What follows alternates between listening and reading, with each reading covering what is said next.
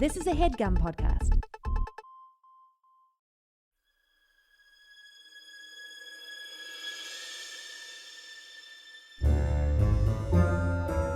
Oh, yeah. Welcome to A Funny Feeling Podcast. I'm Betsy Sodaro. And I'm Marcy Jarrow. This is a podcast where comedians tell us their paranormal experiences, and we listen to yours as well. Oh, yeah. And if you have one of these paranormal experiences that you want to share with us, please email it to us at funnyfeelingpod@gmail.com. Now get cozy. And prepare yourself to be scared silly. This is a Funny Feeling podcast.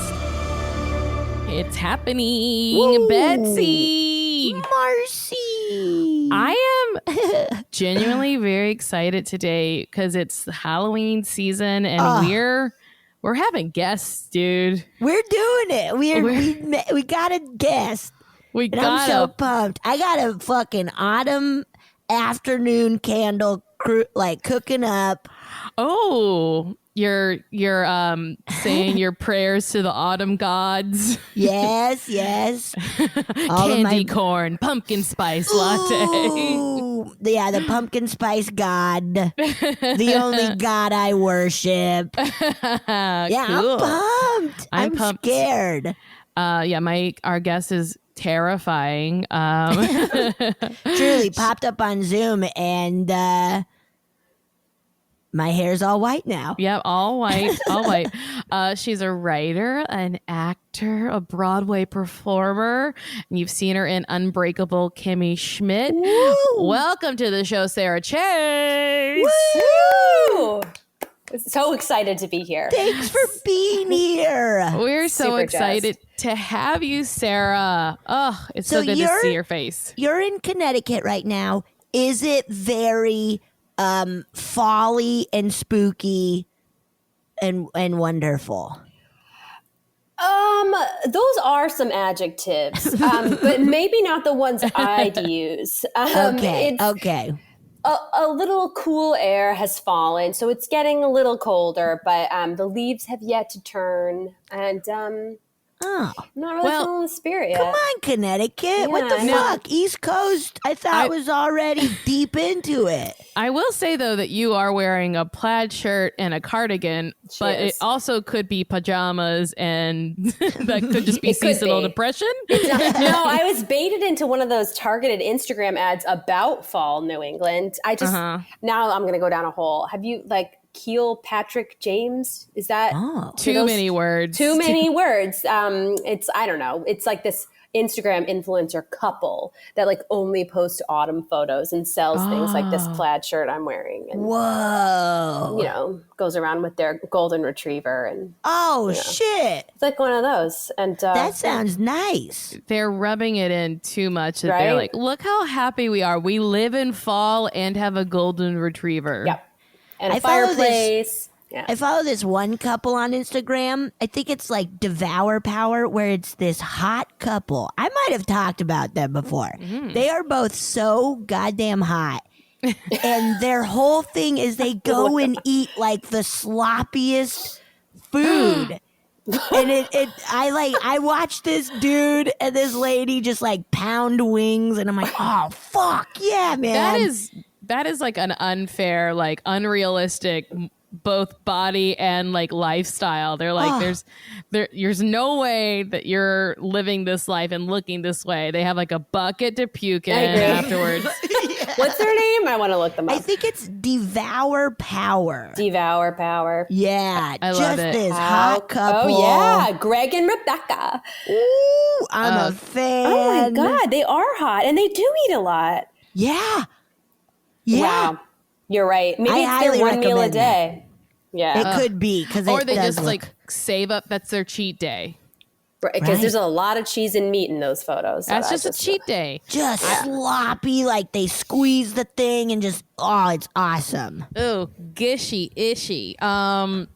What was I going to say? Oh, Sara, you wanted to talk about you have something to promote right now, other than we honestly how amazing that you're on Unbreakable Kimmy Schmidt. I love that show so much. You're so good on it. One of my favorite mole women in the entire universe. One of your favorite mole women. That's so sweet, seeing as I've known you for almost 20 years, Marcy.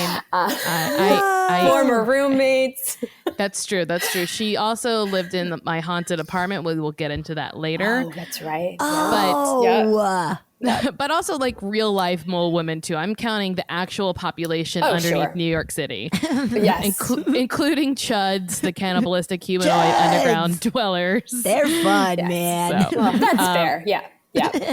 You are my favorite Broadway person, so period, hands down. Holy shit. Including Green Day.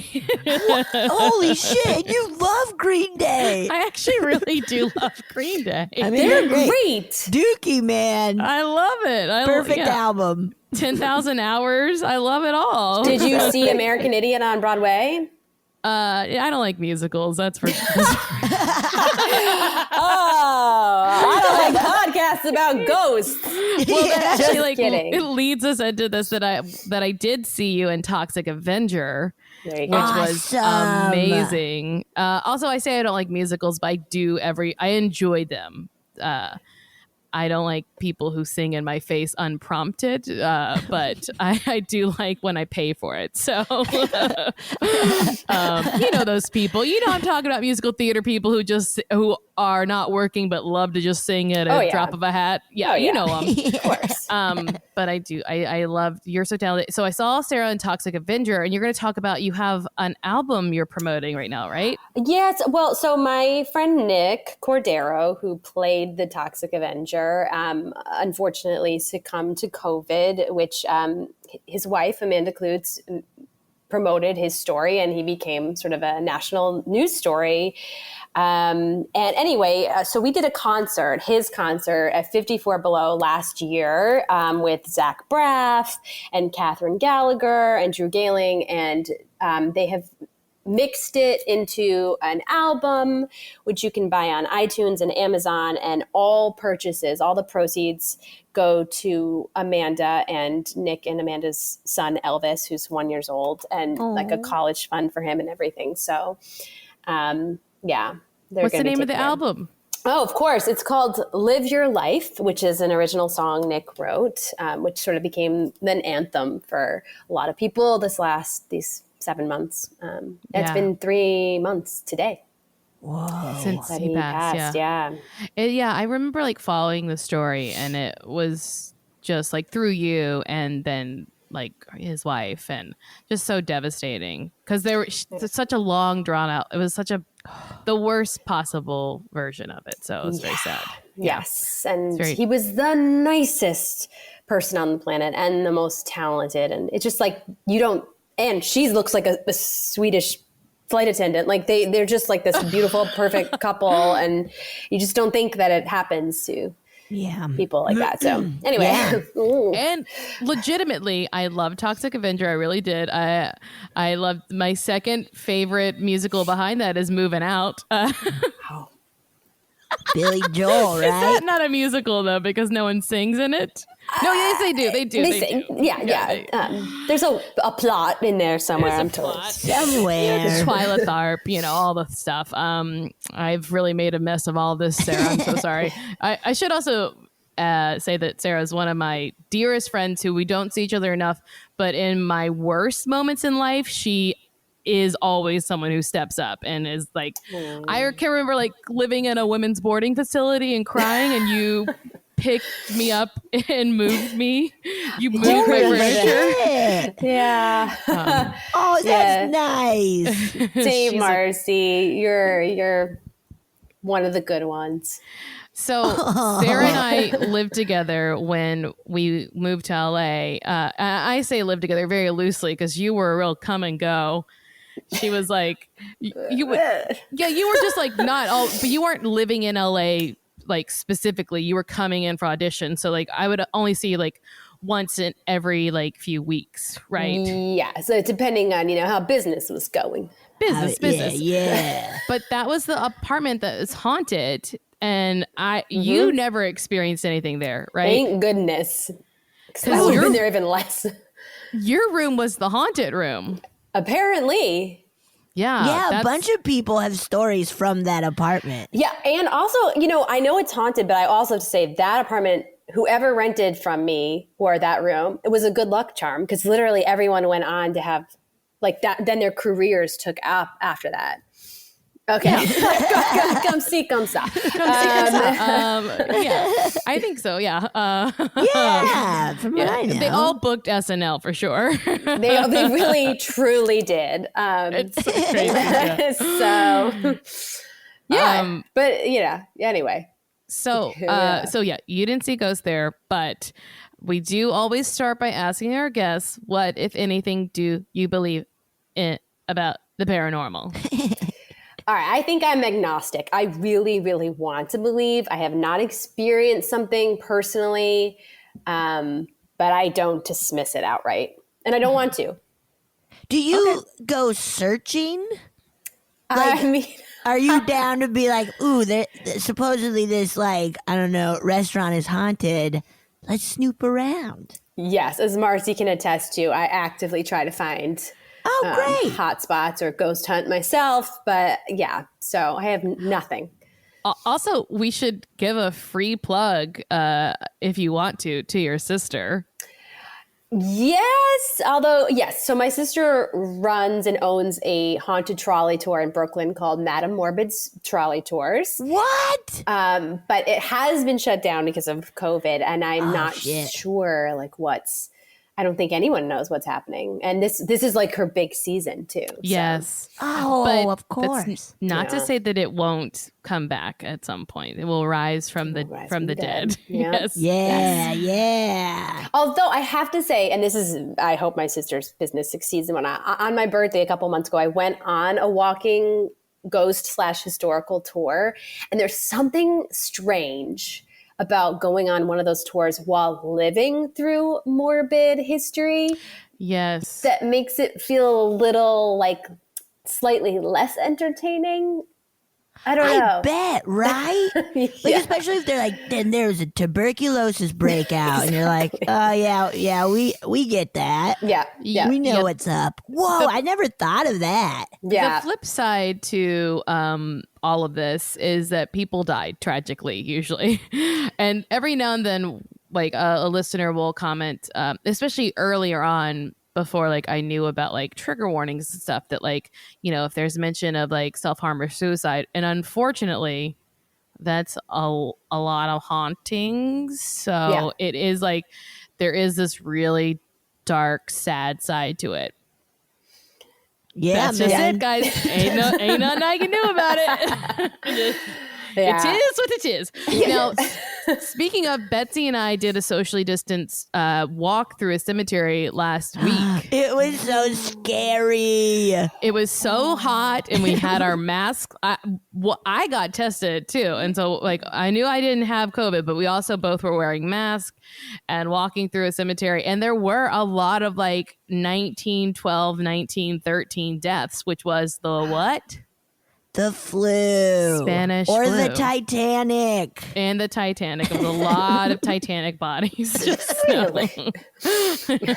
Wow. Yeah, I mean, it does, make it a little less entertaining and a little more morbid. And yes, it's like, they take everything away from us, 2020. We really love Even a good cemetery walk. Exactly. I still think, and it's maybe my relationship with death is the issue, but I'm not letting it take ghosts away from me, because that is the one thing that you can like. It's like I don't know, like your encore. I'm speaking in Broadway terms for you. Oh yeah, that's Sure. perfect. That's analogous. Yeah. It's a chance for an encore if you wish, and if you don't, you can go to your dressing room. Yeah, you Look go at to your and dressing look at all room. your flowers. Honestly, it works perfully. I want an encore for sure. Oh, absolutely. I'm I'm gonna gonna have an prank encore. I'm people. gonna encore your asses to y'all go nuts. Gonna encore the hell out of y'all. Hell yeah, man. People are gonna be walking down to the theater when I. What's a theater and when's it coming back? Oh boy. That's tough. That's tough to think about. I think about it all the time. It's been a real like eye-opening experience that I used to feel as if I would never be able to like feel good without performing, because I perform every week at least for the past 15 years. And I'm fine. I'm fine. Good for you. Really? I mean, I've been reading James Clear book, Atomic Habits, and it was like, don't wrap your identity up in one thing. Like, I am a performer. I am a mom or whatever. And that's great, because if, God forbid, one of those things gets taken away from you. Look how serious I just got. But good. That's good. Really great. I think it helps that I'm not missing out. Yes. That's gigantic. If other people were performing and I weren't able to, it would make me feel so bad. But none of y'all get to do it. Fine. I don't care. I feel that way about Friday and Saturday nights alone. I'm like, everyone else is. Oh, yeah, big time. And if you're going out, good luck to you. Yeah. I was just hearing that like Brooklyn is having like certain neighborhoods go back on lockdown. Yeah. Brooklyn and Queens. Yeah. Yeah, I just talked to my sister who lives there with her family, and like, she's like, oh yeah, it's getting kind of shitty again. Yeah, not to scare everyone, but brace yourself. Also, just a little brag before we get into more paranormal. I just had my physical today. How did it go? Honestly, it was pretty pleased with the experience. Pretty easy. You know, there were very few people at all in the office, like including employees, and physical fairly, nothing overt that she noticed. So we'll see how the blood work comes back. Yeah. And I also got vaccines. I got my flu vaccine. Me too. And because I have asthma, I was able to get a pneumonia vaccine. What? Cool, man. I didn't even know those were a thing. I didn't either. This morning when I went to CVS to get my flu shot, she said you can only get one shot per day. And now I'm feeling like I've been hoodwinked. Well, I went to a doctor, so maybe they're just like, if you have a problem, you can call us. Like, if I were to have a reaction, because that's, the more you could have a reaction. Fine. Let CVS off the hook. Fine. But also I got to get my whooping cough, I guess. I don't even know that's so old timey. Yeah, very old timey. And then I need to get my tetanus. But I was like, I don't want to do all of those today. Let's just do the two that are top priorities. So. Now, are you going on a trip or a safari? Why are you getting all these? Because it's fall. Marcy, that answer did not make sense to my query. It's fall, so this is when flu season begins. No, but like, why a tetanus shot and a whooping cough?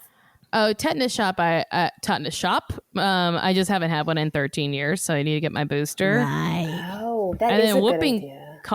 Whooping costs. Uh-oh, guys. I think you got it. I don't know. They just recommended it. I'll take it all. I'm going to go the polar opposite of anti-vaxxers. I'll take all the ones they're not taking. Double me up. Give me two. Yep. Same. Good luck to y'all. I'm over here. I'm like wearing Teflon blood. I like your strategy, Jaro. I like it. Okay, I'm going to stop talking so much. I'm sorry. I'm excited. No. I'm having a Diet Dr. Pepper. Oh, shit. You're wired, man. So let's get into it. Tell us about, so even as an agnostic, do you have any like experiences or stories that you can share with us? Yeah. So I have a couple secondhand, but these are from people who have been vetted and I trust. Mm-hmm. So my brother-in-law, when he was a kid, he and his family moved into a new house. And like a lot of homes, there's a door leading down to a basement. And the family dog would always stop at the top of the stairs and bark. Just bark. And they're like, you're crazy, cut it out. And then my brother-in-law's little brother, who was like 3 or 4, kept stopping at the top of the basement stairs and just kept waving and going, hi, Tony. Hi, Tony. And it's like, okay, whatever. Ew. then No, man. Oh God, my eventually, tits are sweating. Literally, like, my tits are sweating. hot for Tony. Ooh. And then eventually they started to get to know the families in the neighborhood. And the mom was talking to one of the neighbors one day. And she was like, oh, do you know who lived in our house before we purchased it? And he was like, oh, yes, a man named Tony. He either, I'm going to get this wrong, either like tripped at the top of the basement stairs or had I a got heart attack chills. there and later died. I don't think he died in the house, but yeah. And I was like, and this came from my brother-in-law. So I was like, and he's like the most honest, doesn't believe in this stuff person. So I got chills too. I was like, that's a good story. Oh, shit. Oh Yeah. man, that's like the staircase. Yeah, that's just like the staircase. Because there's a staircase staircase. involved. Yeah. Ooh, that's okay. There's a lot of reasons why I would never have a kid. I would be a very unfit mother. But also that idea of them fucking seeing stuff. Yes. Too scary. Yeah. Too Man, scary. That's why I don't have a dog, Betsy. Because it's too scared it's going to see something. What if a dog started barking at something in your house? I don't need There. that. I mean, I have a horde of cats, so I guess they mostly go after bugs. So, They might start doing something weird. you know, Mama is always walking around the house being like, meow, meow, but it's only when she like catches one of her mice, which is really a bouncy ball. Oh, I was like, you have a bunch of mice? She's like, I got a mouse. I'm like, that's a blue foam soccer ball. You idiot. She's so dumb. You stupid idiot mom cat. Oh my God, I'm so glad I'm wearing headphones because if she heard you. Oh yeah, you're a goner. God. Oh no. What if your cat kills me? Would would you be- you'd have to be mad at I them. would be first, like, I'd be so sad. And then I would be like, how did she get out of my house and over to Betsy's? She's just driving the car like toonsers. Tooters, yeah. And then I would be like pretty mad at this cat because I don't know her that well. Thank you. Okay, I'm glad to hear. Pretty mad. Pretty mad. Pretty mad. Kind of mad. Pretty mad. Whatever. So brother-in-law's story. You said you had a few though, right? So my friend Anna just the other night told me a story. That her dad is Anna Gasteyer? Yeah. No. No. I thought maybe because I should have Anna on because I know that she has stories. Let's She does? get her. I think so because, and also like I used to babysit her son. Oh, I remember that. And her son had like sort of like as a baby like saw things. So I shouldn't speak for her. Maybe she doesn't want to talk about this. Whatever. I love Anna. I think she Anna would. and I think she'd be very into telling these stories though. Anna and I once, speaking of musicals that didn't happen, were like, we used to do readings of First Wives Club, the musical, together. And she was the Bette Midler role, and I was like the Sarah Jessica Parker role for like years. And then nothing happened. I love her.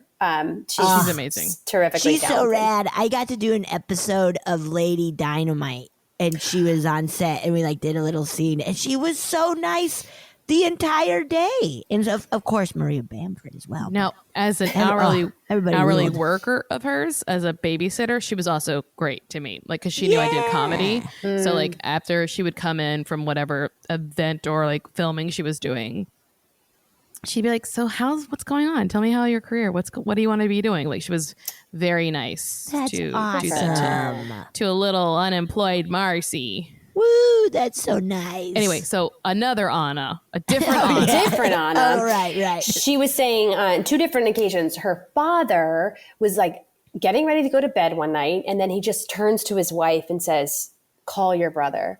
And she's like, "All right." So she calls her brother, and it turns out that he was like on the way to the hospital driving their dad who had just had a heart attack. He just knew that. And then she said a few years later, in the middle of the night, he just like bolts up and starts hysterically crying, like sobbing inconsolably. And and turns out then the phone rings and his father had passed. Yeah, isn't that insane? Like, that's yeah. I mean, I feel like I've heard stories like that a lot, where you just know, or the phone rings. And then the last story, I guess second to last story, is my friend, again, when she was a kid, she moved into a new house and she kept hearing something whisper, Betty. Betty. No. Which is like an old-timey name as well. Oh, fuck. And she was playing in the attic one day of this new house and she found like an old book. And she opened the book and it said, "This book belongs to Betty." What? Yeah. Ooh, that's like classic Yes. horror movie. Ooh, shit. Yeah. She also had a cuckoo clock in her room that, like, that's in order nasty. right. That's That's on bad. her. Yeah. But to activate it, you had to like actively jerk the chain on it. And she said it would, for a period, it would just go off in the middle of the night by itself, but no one was touching it. Oh, No, you're doing the God. jerk off motion when you are describing jerking the chain of this cuckoo clock. Yeah, you gotta jerk it off. You gotta jerk man. it off. Or it doesn't cuckoo. Ooh, And that's then so spooky. the You guys- last story, unless last there's one? something to unpack. Oh wait, let's take a break then real quick. So let's savor it after our little breaky. Okay. Oh my God. All right, so we're back. And Sarah, I interrupted you. Always a pleasure. I'm right now, I'm in a place called Fenwick, Connecticut, and it was named after the Lord and Lady who colonized it. And in the late 1800s. Hey, look, we can't change history, can't but we change can history. acknowledge it. Exactly. So that's where we're at. So when Lady Fenwick's body was buried here, and she had like long red hair, and she had this beautiful ring that she was buried with. For some reason, like 40 years ago, they had to exhume her coffin and body because I think there's some construction going on, and her body was like temporarily put in one of the homes, and then it was placed back, and we have a cemetery in the town. But somebody, while her body was above ground, stole her ring. Oh my God. So I haven't seen it, but apparently her ghost walks Fenwick looking for her ring, which I don't blame her. Holy Especially 'cause shit. She's probably like, I kept that thing in the grave with me for 300 years. Yeah, I buried it with me for a reason, man. And then some teen, You local, know it's a teen. a TikTok teen. You know it. Yeah, TikTok teen. TikTok teen. is doing like one of Whoa. these like dances with a ring on. With a ring. Right? So that's all she wrote. I've never personally experienced anything before, but you know, I'm Yeah. so I trust curious. it. I'm so curious as to how Lady Fenwick appears to people too. Like she's just roaming around the cemetery or the town. So like the town of Fenwick is just like on the shoreline of Long Island Sound. So she just like walks along the sea. Ooh, that's even Really worse. creepy. Honestly, maybe she's just like something about disrupting her grave made her like, you know, come out, and she's like just like, oh, it's so nice. Just to, Maybe like, she threw her ring into the ocean. yeah, maybe she's just Possible. like, she's like, till death do us part, baby. Mommy's got a new lease on death, and she's out there doing She's like a looking Stella. to hook up with Yeah. some other ghosts. She's on like ghost apps and stuff that we use for ghost hunts, but she's using for hookups. Imagine, yeah. That's possible.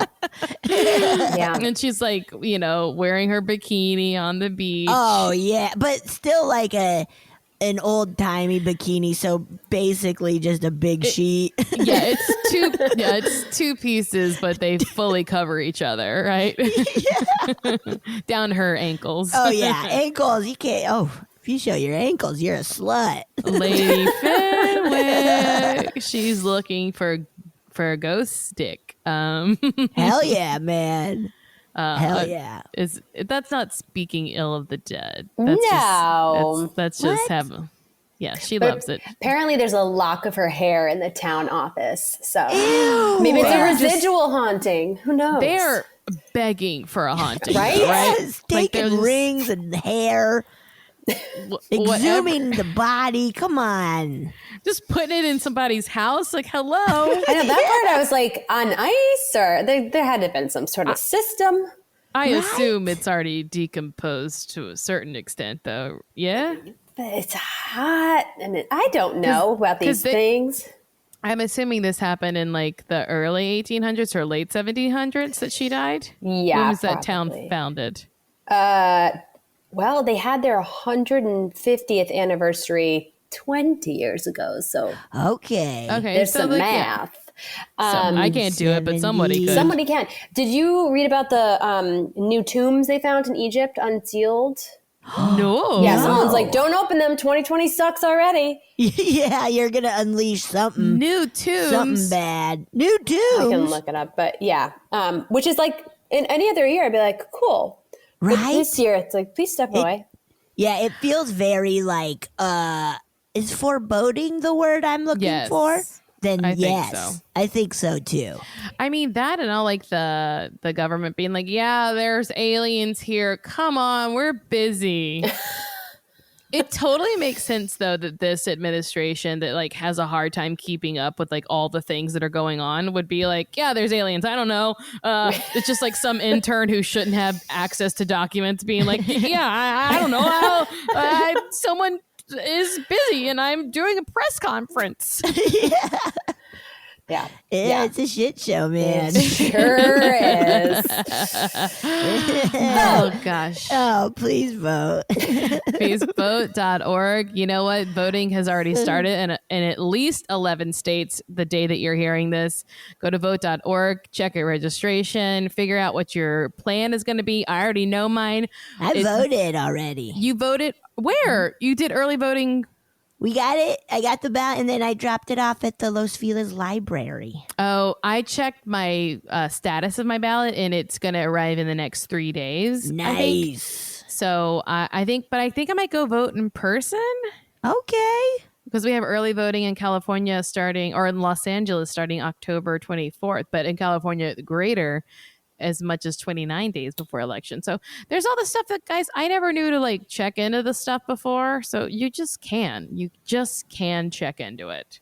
Yeah. My friends are going to be poll workers, and they're like, just vote in person if you can, because there's so much uncertainty and craziness. But I will say I've also heard plenty of postal workers be like, just mail it early and there won't be a problem. Yeah. Some states, though, like Pennsylvania, will be like, there's like a few states where you're like, well, it's going to be a mess no matter what. So we'll just have to trust the process. Also, if you know you're registered but haven't checked your registration this year, just do it just in case. You still have time. Yeah. But you only have like another week to register to vote. So this is my PSA, guys. We're doing this for October 6th, 2020. So if you're listening to this 10 years from now being like, what are they freaking out about? Up. We don't vote anymore. We're all heads in jars, man. That love podcast. Ghosts. Cool. They had arms and legs back then. Neato. Whoa. Do you have any other stories you'd like to share with us? Like, I imagine as a person who spent a lot of time in theaters that you at least heard some superstitions and lores around.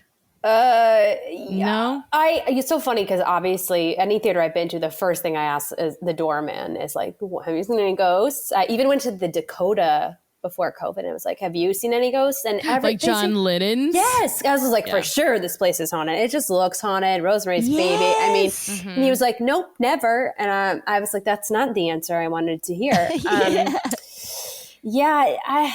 don't know. I'm sad to say. If it comes to you, it'll come to you. So, but if you don't have any other personal stories, I could play a listener story. Yeah, that sounds Would you good. like? I would you like love that? Do that. Okay. Hey ladies. I would like to share an experience with you. I want to preface this with an apology. I am so sorry there's going to be background noise. I would normally do a voice memo not with background noise, but I'm in my house, which means I have no privacy at all because I rescue animals, so I have a lot of them. So in the room with me right now is 2 dogs, a pet pig, and a cat. So I am sorry there's going to be background noise, and I apologize because that's really annoying, and I wish I could do it differently, but I can't, so that's just how it is. Anyway, so the story's from when I was in college. I went to the University of Oregon in Eugene. I'm from Aurora, Oregon, and that's where my mom and my dad and my grandma were. And my grandma had Alzheimer's at the time. It was a really rough time.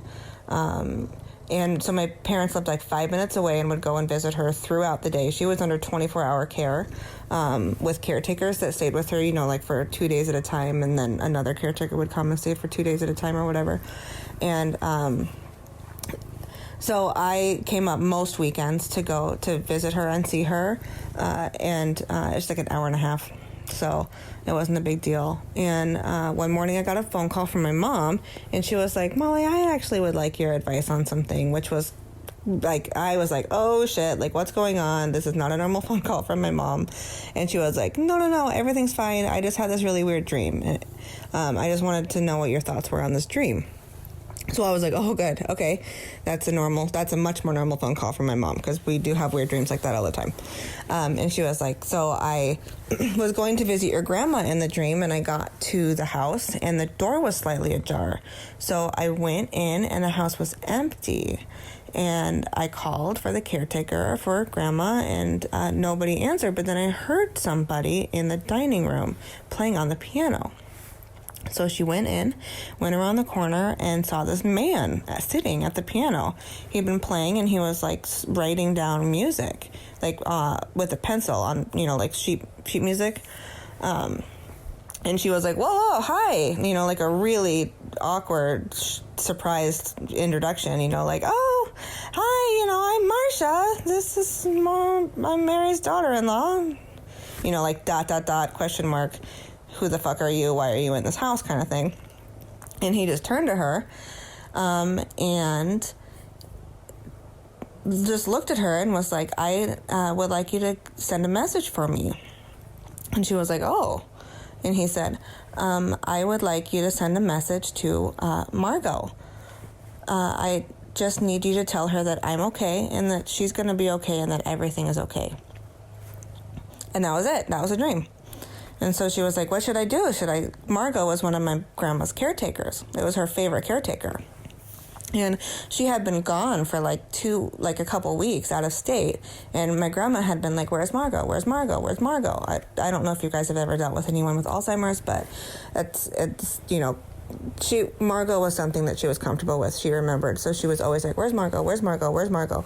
And so it had been 2 weeks of kind of hell for us because, it's like, Margot will be back. Margot will be back. Margot will be back. She's just on a trip. She'll be right back. So she was going to be back that weekend. So Mom was like, should I call her now or should I just wait until she comes? And we both decided that we would just wait until she comes because I was going to be coming up to visit with Grandma anyway, and we could do it all at the same time. And Mom was like, I don't really want to call her and be like, this is a really weird dream. So that weekend I drove up there and went to go visit my grandma. And when I got there, she was having a really bad day. So she had already gone to take a nap. So she was sleeping. And we were excited to see Margot because, 24-hour caretakers, you really get to know them. And she was really an awesome person. And so we were, going to hear all about her trip and what she was doing because it was kind of a last-minute thing. We didn't even, get to really say bye. It was just like she was gone.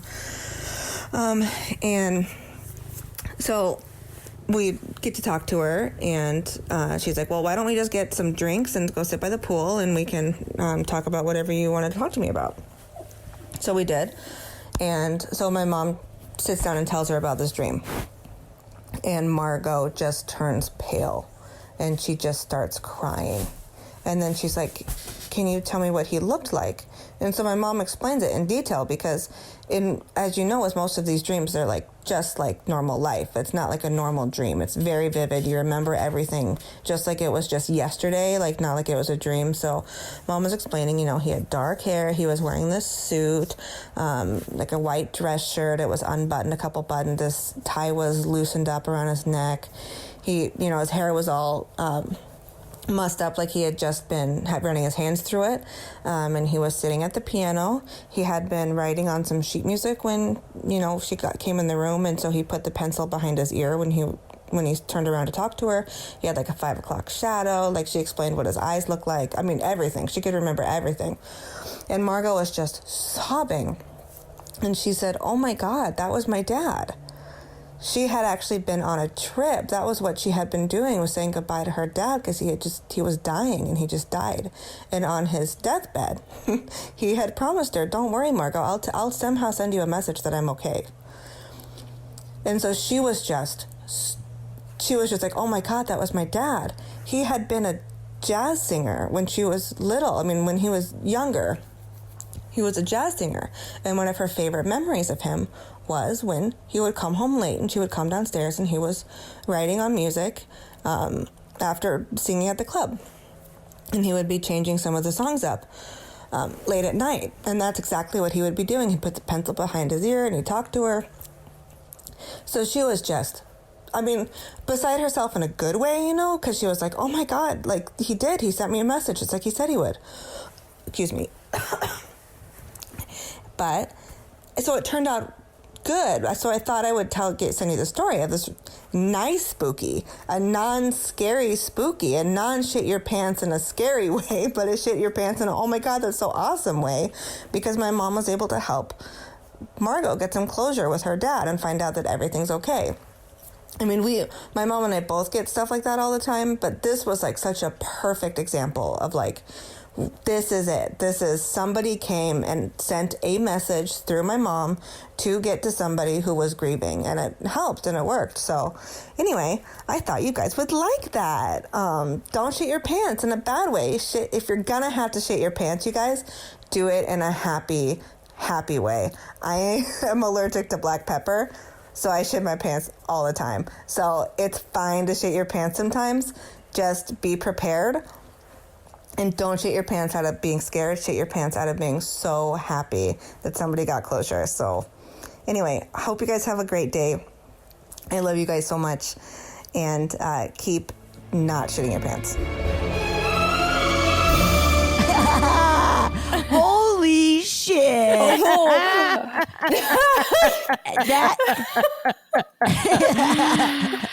Oh God, that's funny. Whoa, black pepper. That's so funny. What a wild thing to be allergic to. It's because it's in everything too. It's in so you're constantly shitting your pants. Can't get rid of it.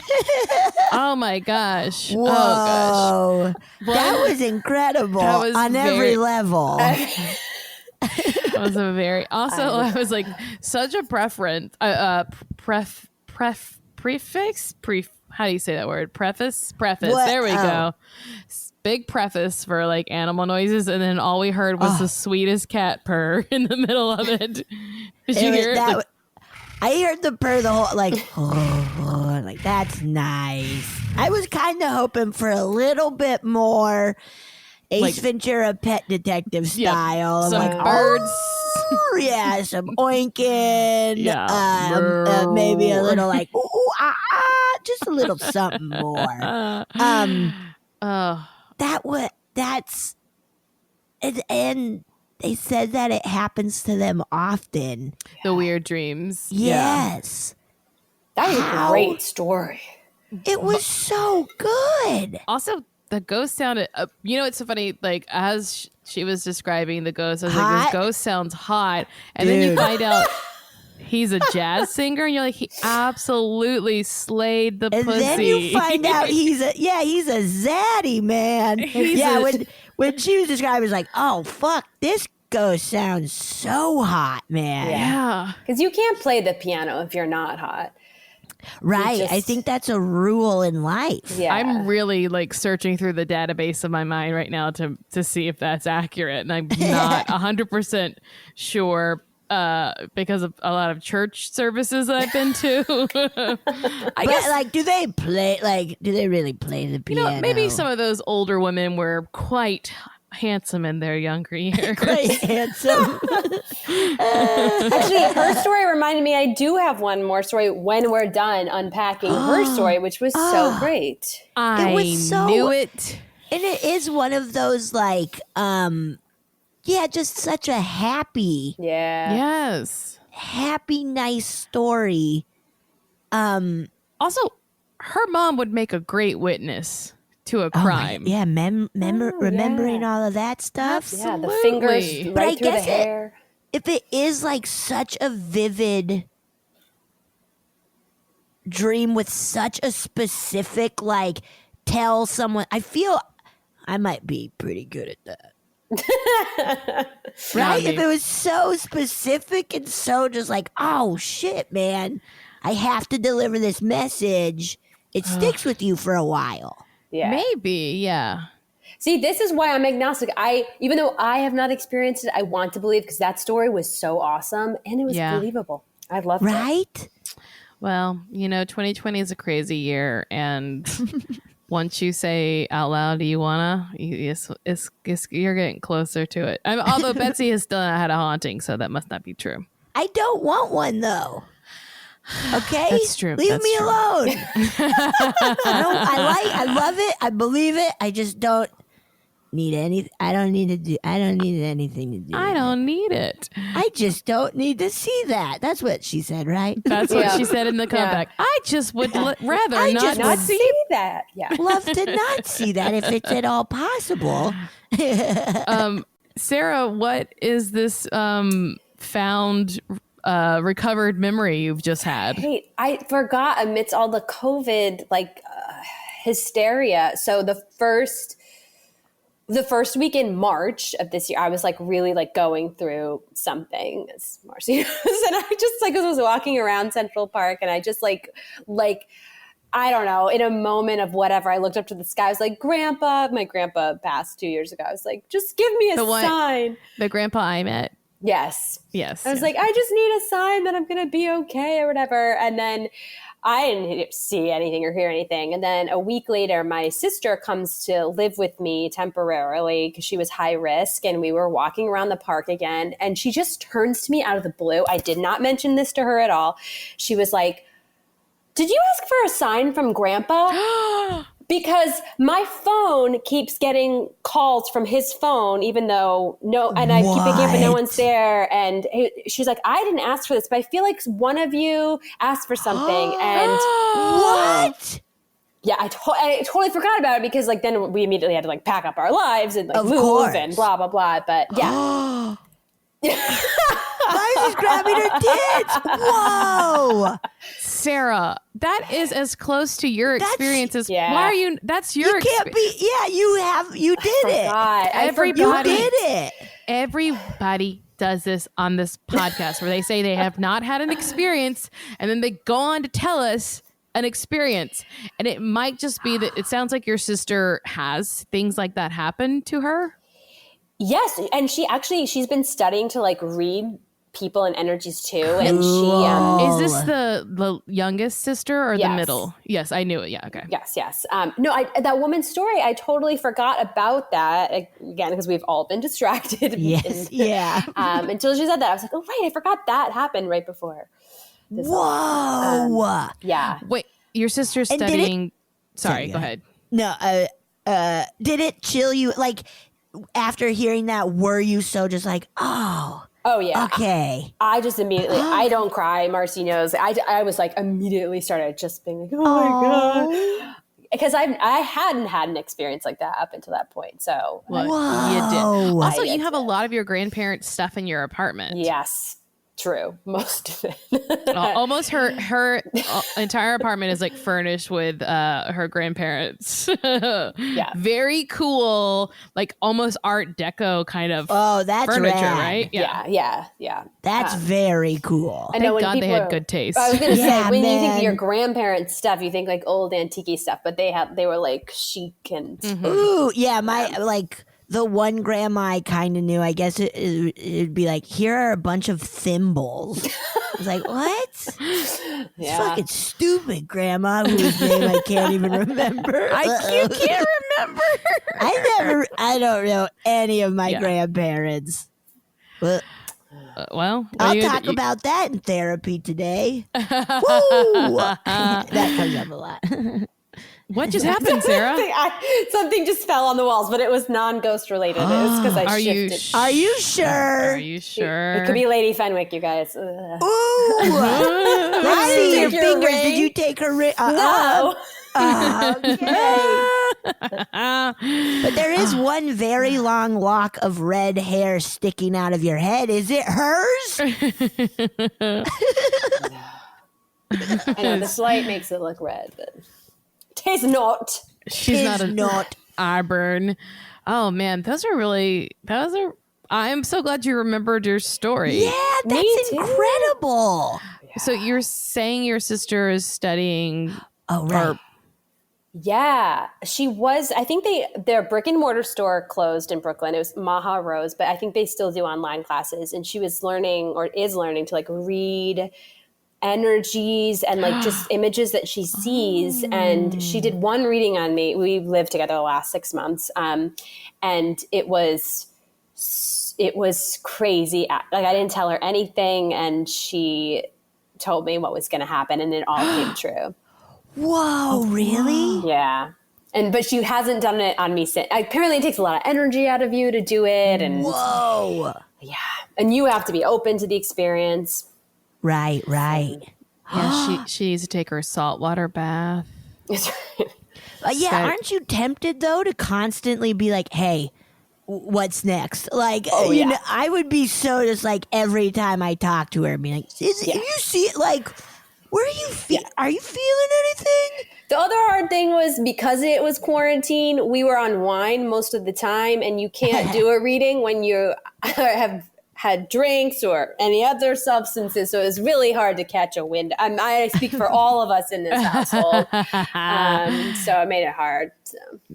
That makes it. It's man. I would be nervous to have a bonkers time. a family member that could read me, because one of my like childhood fears, and specifically was always my dad. I was always scared that my dad could read my thoughts. And, Yeah. That and I makes just sense. would not You want fucking like, nasty. yeah, he'd be like, You you just got thinking it, all these nasty thoughts. you disgusting little Marcy bitch. But I think I would feel like nervous to have a sister be like, "Oh, is this going on in your life?" It happened. It actually did happen a lot this quarantine. Where It she was- like picked up on things. Yeah. But it was always like in a loving, kind way. She wasn't like putting hexes on me. The other one.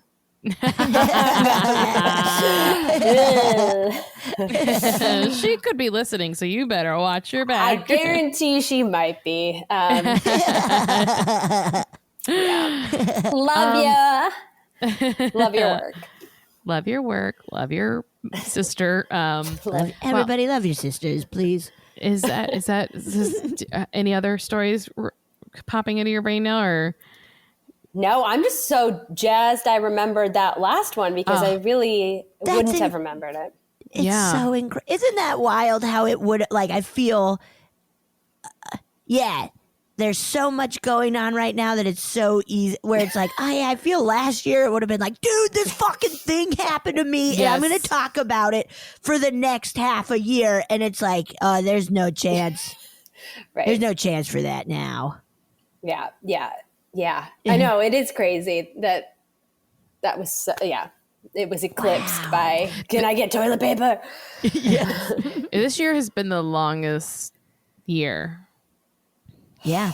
Yeah. Or the shortest. It's so hard But to it's tell. also like weirdly has flown by. Like Yeah, where it is like I can't believe it's already almost like the middle of October. But Yeah. also like this year feels like it's been 30,000 years long. I honestly think 2020 needed to edit itself a little bit.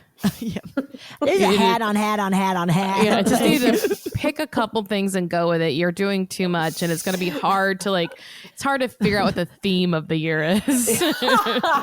Horror. Yeah, man. Uncertainty is what I've decided. Uncertainty. Yes, that's true. That's true. Yeah, man. Oh, Literally. God. Some days I'm like, what bed am I? You know, when you're like, you move so much, you're like, you forget when you wake up in the morning, like where you are. I mean, that's for me. That's been my experience. I've been in this house and not even walking out the door very often. Yeah. Well, yes. Well, That's happened when I've been in hotels before, where I like wake up and I'm like, "What the fuck? Yeah. Oh yeah, I'm on vacation." Okay, Oh. it's fine. Why are there little wrap soaps? Oh fuck no! A suitcase. Sarah, this has been such a pleasure. Is there anything you would like to plug again, or ways for people to find you personally, or whatever you want? The only thing I have left is I have Insta. That's the only. I deleted everything else. Good for you. Me just too. Sarah Chase _ Sarah without an H, because Sarah Chase, who's posted twice, won't give me her handle. Not that it matters. Who cares? Let's bully her, guys. Everyone. Actually, I get a lot of other Sarah Chase's Gmail, like really sensitive stuff, because I have like such a common name. I've gotten deeds to homes this summer. Uh-oh. I've gotten private photos. I've gotten invitations to reunions. It's pretty rad. Oh, You know, it's very you funny gotta because go. a mutual friend, Chelsea Clark, is a very common name as well. And she gets all kinds of emails ones where she's CC with a lot of other people, and she likes to reply like to be with like big demands. And, That's really funny. and someone with a similar email to me is always buying children's clothes from a place called Shrimp and Grits. Children's clothes from Why, Shrimp like, and Grits. I don't want this gingham bullshit. I guess shrimp refers to the size of children.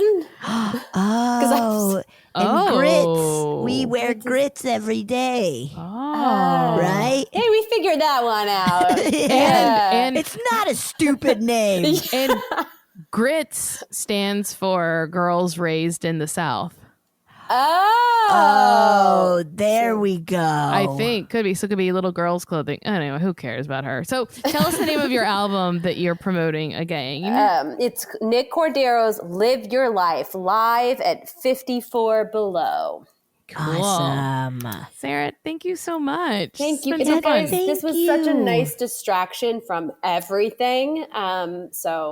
And Betsy, it was so nice to finally meet you. Like I said, huge fan from nice afar. To meet you. I'm a fan of yours. Maybe Look one at day us. we'll all be in the same room together again. What a damn dream. What a dream. It'll happen. It will. All right. And on that, adieu. Woo! That was so fun talking to Sarah. She's the best. She's really cool. I'm so excited that we uncovered that legit experience she's totally had. Yeah, she doesn't know, but we knew that she was going to have an experience. So We knew. She's like, I had it. secondhand. We're like, no, you have one. No, everyone And it's always really nice. Absolutely. So we thought that since it's that season, we're going to just round things out by reading a couple of listener stories because Yeah. we love it. We love it so much. Woo. Betsy, will you start us off, please? I would love to. This one is titled Chief of Police, a.k.a. my grandpa's UFO encounters from the 60s. Oh. Woo! Hi, Betsy and Marcy. I love the podcast and have been meaning to write to you about a family experience for a while now, but finally have the time now that we're in quarantine. I'll also write about my personal experience with a hag separately so that it doesn't get too long. Yeah, you gotta send in your hag story, Please. dude.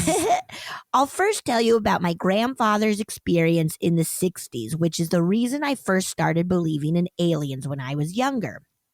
To preface this story, I should tell you that I grew up in a small, very strange mountain town in Northern California, like actually northern, almost in Oregon, called Mount Shasta. That's so duh, right? Isn't it Shasta Coal or something? You're absolutely right. Okay. The town and mountain are infamous for all sorts of weirdness, including plenty of alien encounters, the legend of the city inside the mountain called Lemuria, and all sorts of strange people that flock to the town because of the mountain, like very niche religions, someone claiming to be the reincarnation of an ascended master, Saint Germain, who is actually a friend of my husband's, and crystal shops on every block. It's my favorite place in the world. Nice. Whoa. I know, this sounds like a pretty fun place. Absolutely. Okay. My grandfather was a very no-nonsense man. From what I remember of him, he was kind, but sort of a hardened Vietnam War vet who would be the last person you would expect to believe anything out of the ordinary existed. On top of all of this, he was also the police captain of Mount Shasta, and in 1963, he had a shared UFO encounter while in a patrol car with another officer. I have a copy of the local newspaper article written about his experience, so I'll pull some excerpts. You know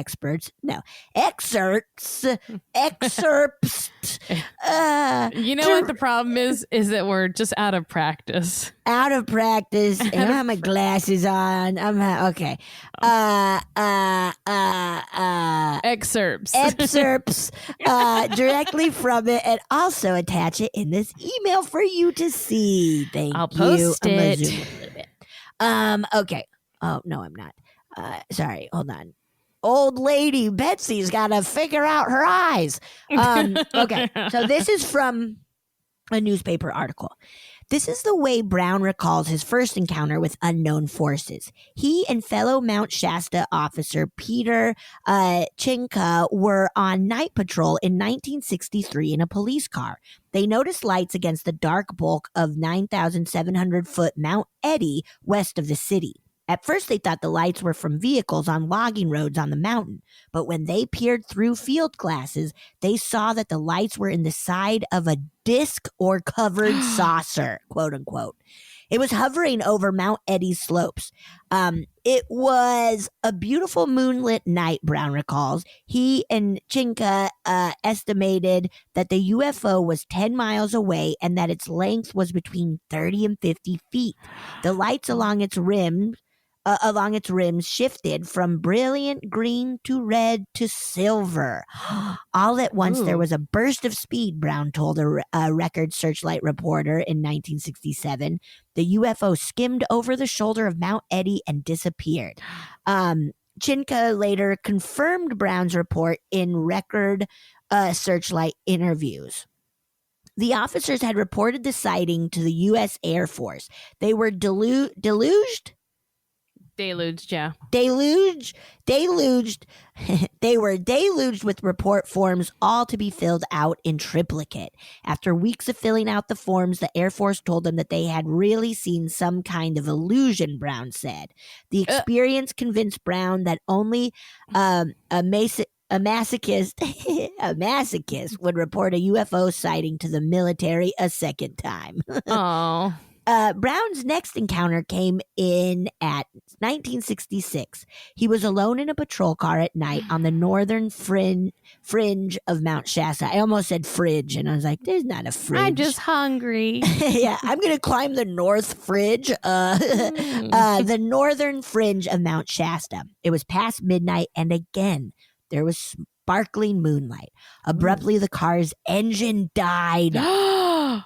Then the lights went out and the police radio went silent, he recalls. Light streaming down from above the car made him lean forward and peer upward through the windshield. I thought to myself, my God, what is this thing? He recalls the experience with great fear for an instant, but almost immediately he felt a sense of not being threatened. Abruptly, the car lights came on and the radio came alive. Brown radioed to the police officer half-mile southward and asked David Vicari to run out into Main Street, look northward, then report what he saw. Vicar went outside. He returned with his return was so frantic, it sounded like he was tearing the office apart, Brown recalled later. He radioed Brown confirming the presence of the UFO hovering over the northern section of town. Vicari was still excited when he told a Record Searchlight reporter in 1967 that the object he saw was a great big blue light. I saw it good. It was a great big one. I don't know what it is. It's just a thing. I don't know whether it's a flying saucer or not. Oh, very good. The UFO, according to Brown, was about 40 feet in diameter, saucer-shaped, and equipped with a pair of curved skids or pipes on its lower side. It gave off a brilliant light that Brown described as an eerie greenish blue. The UFO wasn't spinning. It hovered motionlessly above the patrol car. Abruptly, it zipped away southward for about a half mile, then turned sharply eastward and vanished over the shoulder of Mount Shasta. Wow. Brown tried to chase it in the car, but was hopelessly outdistanced. Brown later found another Mount Shasta resident who'd witnessed part of the phenomenon. George Riccomini couldn't sleep that night and was in his bathroom taking a shit. Just kidding. You're being nasty. He was in his bathroom being nasty when the lights went out and a greenish glow came in the windows to light up the entire room. Ooh. Brown says the jibes. What? What does that mean?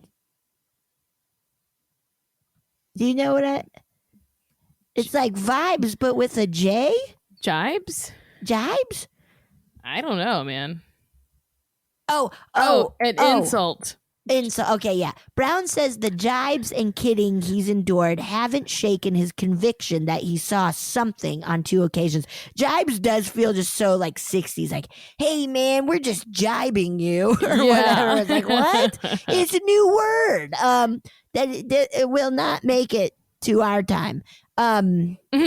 Sorry. Yeah, he's been kidded a bunch, made fun of. I'll never change my version of it, he said last week. He isn't a science fiction addict, and the experiences haven't made him into a UFO fanatic, he says. But when I go out late at night, I always keep my eyes open, he says. Ooh. I figure they contacted me once, and they may do it again. Huh. The stories told by Brown, Vicari, and Chinka are particularly interesting for 2 reasons. They were policemen and have been trained to some extent in accurate observation and reporting. And being policemen, they would be reluctant to report something that would bring ridicule upon them and even damage their careers once it was entered in their personal records. Sorry for the length of the story, but with it being such a well-documented encounter, I thought it deserved not to be skimped on. Here's a little more to the story. My dad told me that when he was in high school, after this had all happened, the FBI came to the house to interrogate my grandpa about the encounter. Whoa. He said that they were basically trying to bully him into retracting everything he had said about the incident, but he refused. My dad said they were back a few more times after that, but Grandpa never budged. Hell yeah. I also attached the drawing he made of the craft, which looks like the classic saucer of the time. What do you guys think? Was it aliens or the government? Thanks again for reading. Keep doing what you do and stay safe. Best Faith. Wow. Whoa. You know, it's funny. I remember covering this now. Like, I talked about Mount Shasta once. You did? Yeah. That must be why I was like, this is ringing such a bell. Yeah. And this is so cool that an actual family member like wrote into us. That's very cool. That's incredible. Let's see. I'm trying to find the amount. And it is so cool of like how truly, how documented it really is. They're just like, yep, there are articles like, wow. Yeah, I can't find when I covered it, but I definitely remember looking, or at least, at some point talking about Mount Shasta before. Yeah, right? Oh, man, that is so wild to have your grandfather be like someone part of this like UFO history. Right? Yeah. I love how, because also like, that is such a big thing of like, I feel like that article said of like, and being a police officer, like the risk of, being ridiculed and maybe even losing your job or whatever is so real. And even like the FBI fucking coming a bunch and the Men in Black style. Coming and still just being like, no, this is what like. That's so cool and makes it so much real, like real. It legitimizes and so just it. Like, yeah, man, he saw this. Come on. Very interesting. Is I was having deja vu for a couple of reasons. One, because it's like I think I covered Mount Shasta, and then two, because I was like, I've heard this story before, especially with the part about the engine shutting down. And then I remembered that I was recently watching an episode of Paranormal Witness. Wait, is this the Mount Shasta one? Because I just watched that. No, because it happened like modern day. Like it happened like 10 years ago. Right. Yeah, so when the engine shut and like they have their like radio like you hear their recorded radio. Yeah, it's not in California either. I forget where it takes place, but like not only is the story like you hear the story, but you hear the people it happened to telling you the story. And it's like multiple police officers, a 911 operator. Yeah, and like over counties worth of just like. And they had an Air Force base nearby as well. Mm-hmm. Which and the Air Force they would always call. They were calling, and the Air Force was like, "Nope, nothing's flying around here." And it's like, come on. It does like make you wonder: is it one? Are whatever coming? Is it attracted to that the tracking instruments that those bases could have? Two, is it something that those like bases are like testing, or what if they're finding these crafts? Right. And seeing if they can figure out how to use them, bro. Right, dude. I believe all of those things are possible and are happening all at once. Why not, man? Different timelines and one timeline. Whoa, yeah, man. Different dimensions. Whoa. Faith, that was a really great story. Thank you for telling us. Yeah, thank you so much. I love it when you hear like a family member who. I do too. That's really cool. Also, and she did send in her hag story that we read already, so very cool. Oh, cool. Thank you. Faith, we got you covered. Okay. But let's do one more just to like top out our time, even though this maybe this is a long episode. I don't know. I'll have to edit it to see. But this one is called Read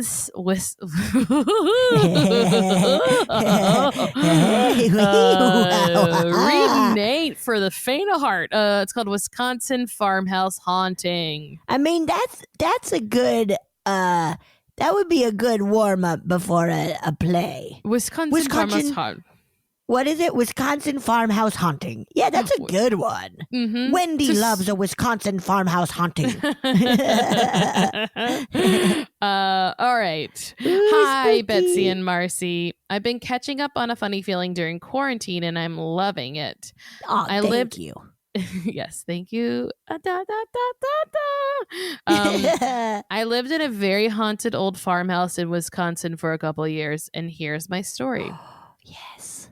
I was 24 and needed to find a place to rent in a hurry.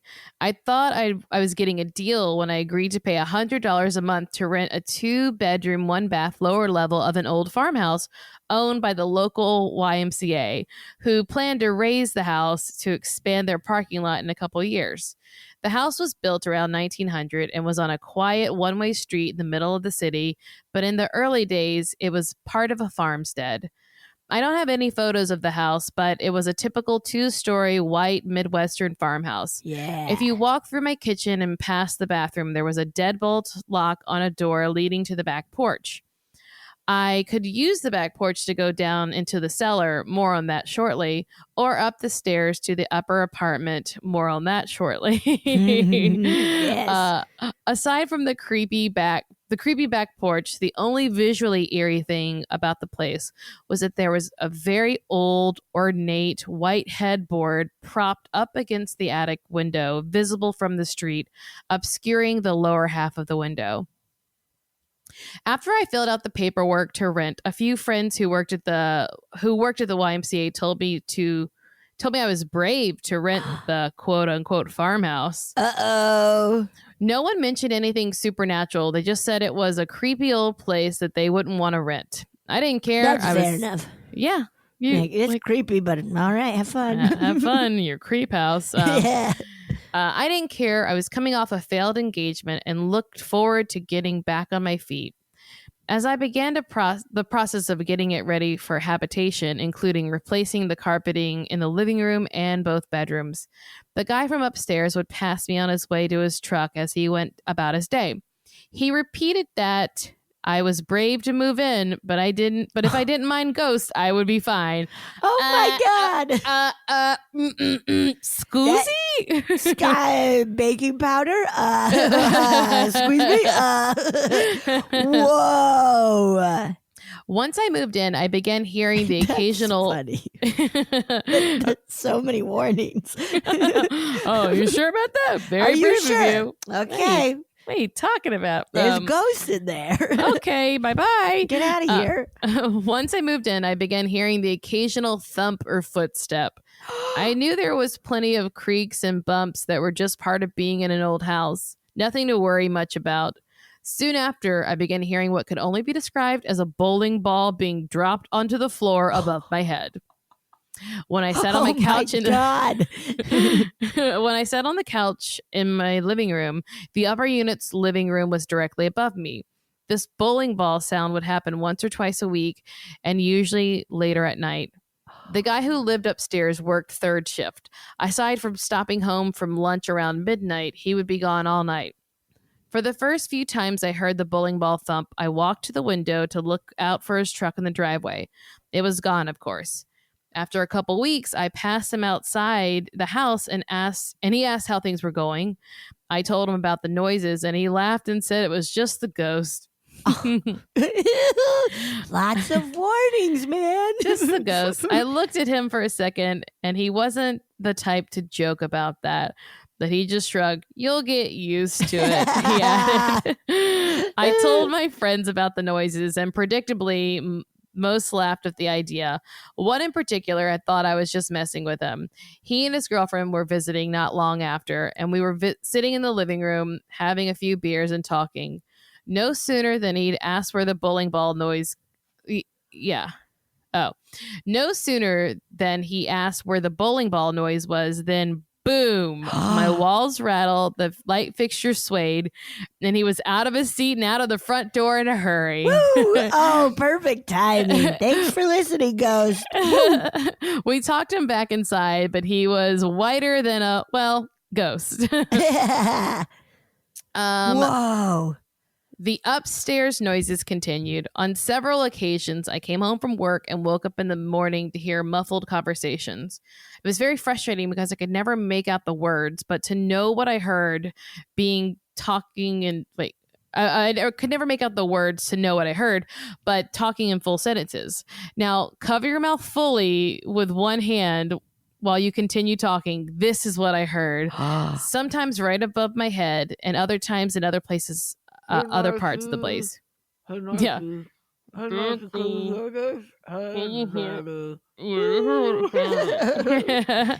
um uh let's see. One day I got home from work and was using the restroom, and all of a sudden a woman began humming a tune right above me. Oh, She began singing a few lines as well, though once again I couldn't tell what was being said.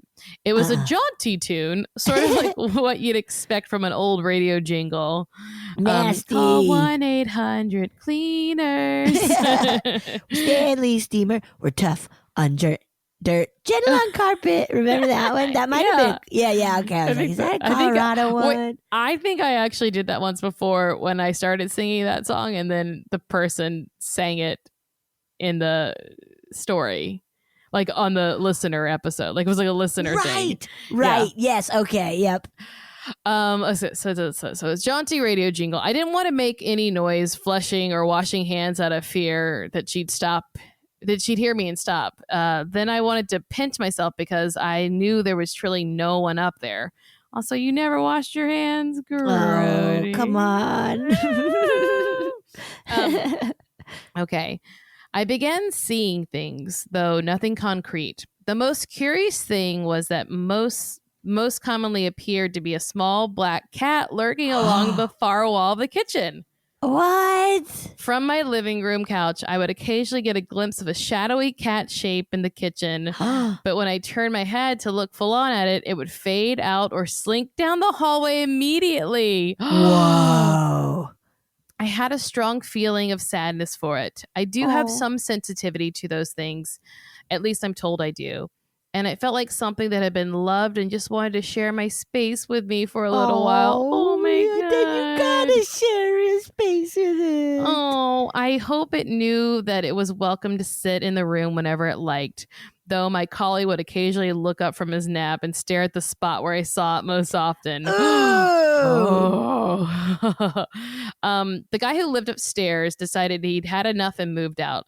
Whatever was upstairs was much more active than what I dealt with downstairs, and he had tired of it. After he left, the Y decided they would not rent the upper unit out and boarded up the back porch door to the stairs. No one would ever. After they moved out? Yeah, so he moved out and they boarded up the stairway on the porch. Okay. No one would ever be upstairs again. Imagine my surprise shortly after when he left, when I heard giggling and footsteps pounding up the stairs. No, giggling. I walked into my spare bedroom, which had a closet above, which the staircase ran. I get it. I could very distinctly hear kids running up and down the stairs, though there was no way to get there with the boarded up back door. No. I wasn't sad the upper unit renter left, because I didn't have to be careful to keep quiet during the day for him while he slept upstairs anymore.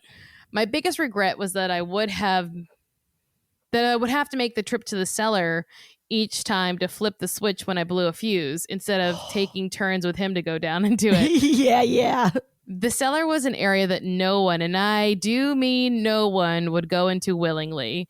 The Y maintenance guy refused to go down on his own. It was too narrow, with a dirt floor and a corner with a fieldstone wall built up for a fruit cellar. I cannot explain why, but the corner of the cellar was chilling, and I would not step foot in it if I was paid $1 million. Whoa. And I really mean that. I used to have nightmares while living in the apartment where something was down there. In my dream, I would see a white suitcase that somehow replaced the dirty cellar steps. The flimsy wooden door with the latch was always the same, and I'd push the door open carefully. I could never see it, but hiding on the other side of the door, moving silently with the door as it opened to stay hidden from sight, was a thin man with stark white skin. His mouth would open in a grotesque yawn, like a drawn-out shout, and I would wake up. That's down there, dude. Yes. every time the dream would never change. I don't know what the dream symbolized, nor do I know why it repeated. All I know is I would wake up with goosebumps every time. Oh boy. I don't even think I'm only halfway through this. Okay, 2 people began to see things and told me a little bit about them. My mom admitted after I moved in that she could never look out the attic. She could never look up at the attic window. She felt like someone was staring at her. I pressed a little bit to find out, and she explained with me there was a man with a large forehead, like a physical defect. I kind of scoffed at that and asked how she knew it, and she said she didn't know, she just felt it. And the guy guy maybe was kept up there by his family as he reached adulthood without the mental facility to act as an adult, especially in those days. Whoa.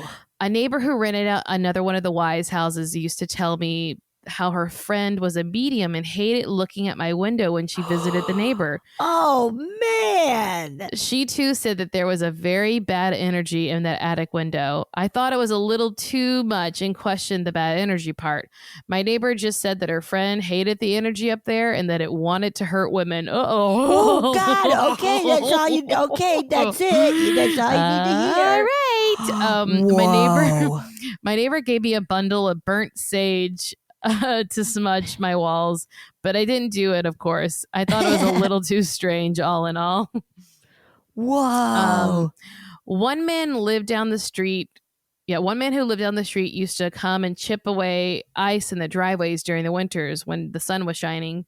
He was on disability and tried to help the people in the neighborhood with things like this. One wintry day, I was sitting inside watching TV and heard him chipping ice outside. I got dressed and went to help him out, and we began talking. He explained how he grew up just a couple houses away and used to walk past the house every day on his way home from school. One morning, he and the other kids were walking home and saw the house was open. The doors, windows, everything. One kid walked up to the front door and looked inside, and it was empty. The family had evidently packed up overnight and left. Oh. The kids started daring each other to walk through the house and Hell upstairs. Yeah, they did. Upstairs and so on. This would have been back in the 1960s, he said. It was known as a haunted house to the kids in the neighborhood. I'm finally approaching the end of the story. I apologize for all the rambling. One thing that bears to mention, I think, is that my collie's toys would occasionally disappear only to reappear overnight in the middle of the living room. My collie would walk through, see the toy, pick it up, tail wagging at the discovery, and I would be too shocked to react right away, wondering how it materialized out of nowhere while he slept overnight in his overnight crate. Whoa. Oof. The number one strangest thing to ever happen to me occurred at that house occurred early one morning as I prepared for a road trip for work. I occasionally had to travel to various county courthouses around the Mideast as part of my job. Midwest, sorry. Not Mideast. No one ever talks about the Mideast. The other side. And this morning I was getting ready to head to Central Illinois for a few days. I was up by around 4:30 a.m., showered, and prepared to leave by 5:30 to meet a coworker. I was sitting on my couch tying my shoes with ESPN Sports Center on in the background. And as I watched, I saw the program keyword search box open on screen. I had Dish Network and the QWERTY. What'd you say? I got chills. I'm freaked out for whatever's going to be spelled or something. Okay, keep going. I had Dish Network and the QWERTY menu opened as that's a QWER. Yes. Oh, yeah, I know that. Yeah, QWERTY menu opened as if I had pressed the key on the remote.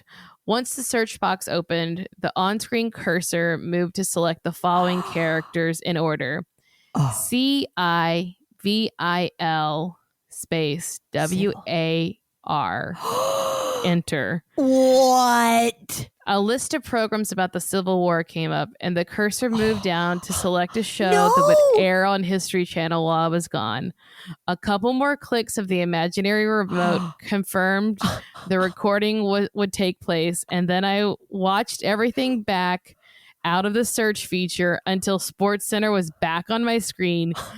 Even though this series of events suggested a conscious action, I instinctively located my remote on the chance that I had bumped it. Of course, it was sitting safe and sound on the back of the couch, untouched by human hands.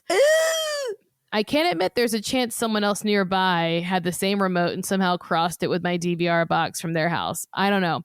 I just know it was the eeriest experience to watch that happened right in front of our eyes. Anyway, thank you for reading. I hope you enjoy it. This is all 100% honest to goodness what happened from 2007 to 2009. The YMCA moved forward with their plans to raise the house, and everything was paved over. I am happy. Thanks, Russell. Russell! The Civil War. That is so... What? That is, first of all, very like, it feels like, hey... one of these and something in there is like, I did this, so I was in the Civil War or something, right? But then also like, they're like, hey, he's not gone yet. Let's not set the recording just yet. No, we need to get this. Like, it doesn't feel like the spirits were like, just, you're going to program it right now. He's like, they're watching TV, right? I don't know. Yeah.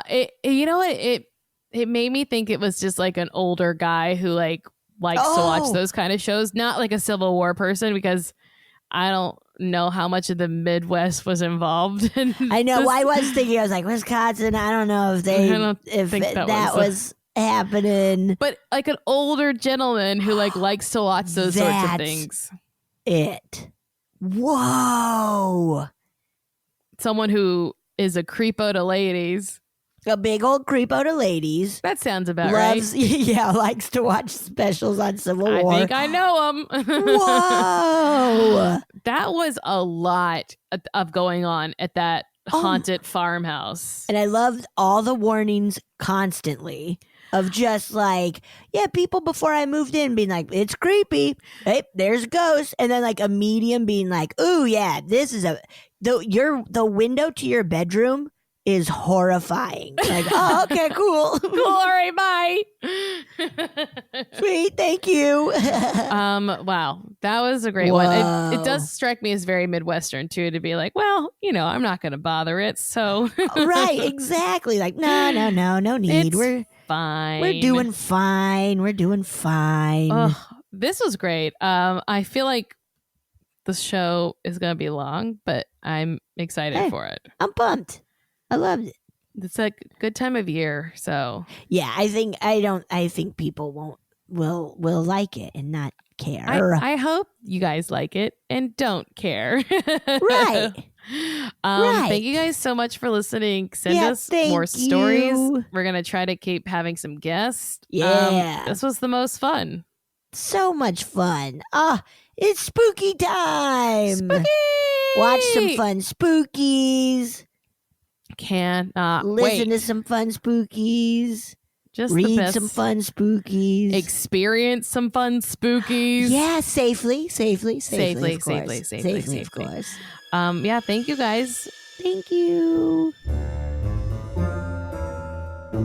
Oh, yeah. Thank you so much for listening to A Funny Feeling. If you have a paranormal experience that you would like to share, please send us a voice memo, or you can email us just a letter at funnyfeelingpod@gmail.com. I'm Marcy. I'm Betsy. And don't shit your pants.